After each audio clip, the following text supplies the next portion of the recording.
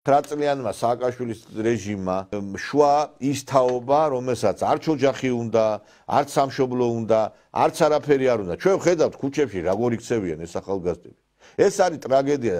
ზოგი ამაზე ხალისობს. კი არა, მეცინება, მეტირება ამას რო უყურებ, რომ ახალგაზრდა გოგოები გამოდიან და აი გამოდის ვიღაცა რუსთაველს და შუა რუსთაველზე შარდავს.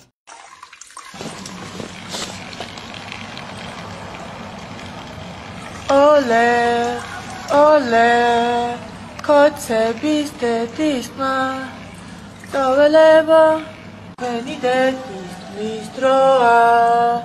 Ole, ole, kocebis dedisma, doveleva, trevelevo, veni dedis mistroa. შუა რუსთაველზე გამოდის და ჩახტილი არის. ეხლა ამა რა შვილი უნდა გააჩინოს, ეს შვილებს იყოლიებს და მე იმ შვილსაც თავისი დრო აქვს, როდის გააჩენ, კაცო. 40 წლის რო გახდები, მე რა შვილი უნდა გააჩინო, ყველაფერს ხო თავის დრო აქვს რა. დღეს რა იდეოლოგია მიდის, იცით?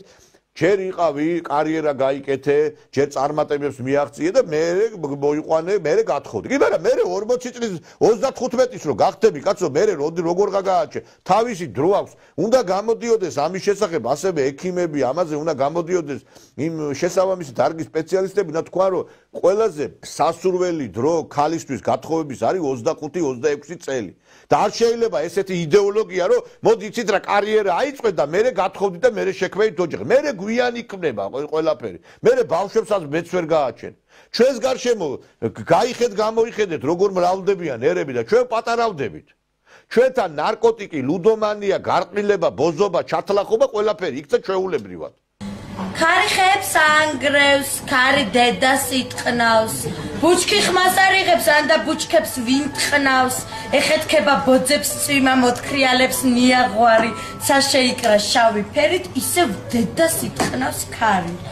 ბასუყოლებს ქუხილს ელვა, მოიღუშა მხეცი მთვარე, შეანელა წვიმა მდენა, წვიმა, ხომ არ ჩაისვარე?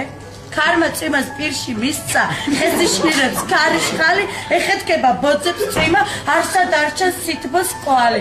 ქარი ისევ ხეებს აგრევს, ქარი ისევ დედას იტყნავს, ბუჩქი ისევ ხმას არ იღებს, ან და ბუჩქებს ისევ ვინ ტყნავს.